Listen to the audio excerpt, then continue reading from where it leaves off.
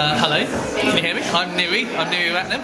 I'm a co-director of Store Gallery, where we are at, and we're at the opening of a show called Anxious Object, which is a show by 3 artists, and I guess a clue is in the name, where we're looking at kind of work which kind of causes a certain anxiety, I suppose, in the viewer, or works which kind of, I suppose, kind of bring things together, which in their juxtaposition cause a certain feeling of anxiety. So this is a big work in the show by the artist Plackman from 1987, and Carl taught at Goldsmiths. He's unfortunately passed away a few years ago.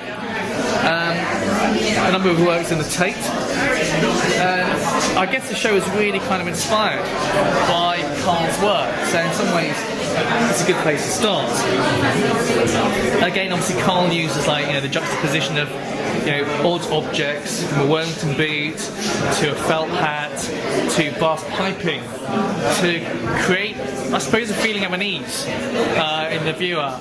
And he's talked a lot about how objects, act in the world to either give you a sense of ownership or to make you feel less at one with the world.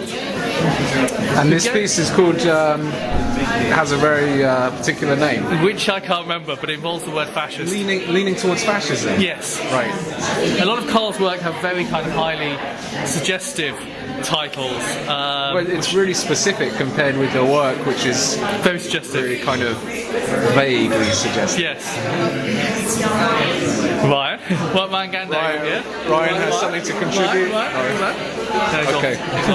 Alright, so let's talk about the next piece. Over here we've got a couple of works by Pamela Rosenkranz, who is a young artist based in Switzerland. And first of all, we've got this dysfunctional chair, which is pointed towards a corner. And obviously, the functionality of the chair has entirely disappeared, leaving one with an object which is threatening in its uselessness, which is something I often think about myself.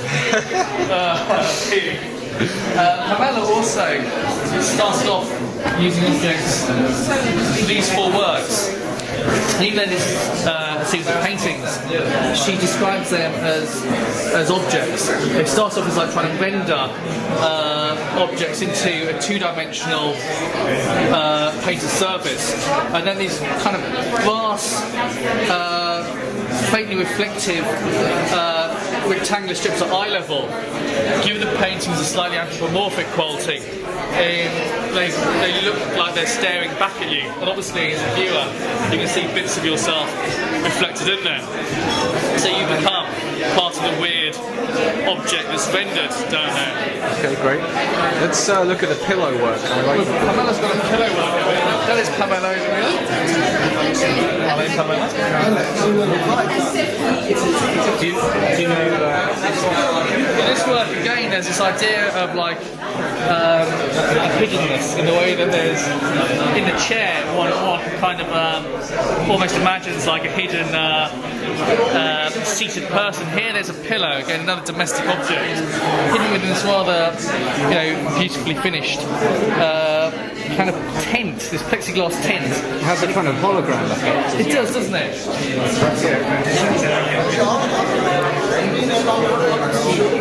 And the pillow's stained, and it's stained with makeup. And the makeup could be, well, it could be anything. And that's part of, frankly, it makes me feel very anxious. Is this a new work? This is a new work, yes. And a work here by Eric Bainbridge, a sculptor who worked in the 1990s, who's now had a sculpture of Sunderland, and it's a very fetishistic object, both kind of a piece of kind of very humble wood that looks like it's been shot at several times, and then kind of... More than several. Yeah, more than several times. And it's sort of moped up and banged. But also there's a sense of, getting this uselessness about it. Why would somebody repeatedly puncture an object and then kind of tie it up? there's that kind of sense of like somebody who's almost there's a psychopathic sense to it. Yeah. So that's really the show. Okay. Thank you. Niru, thanks very much for talking to us. It's a pleasure.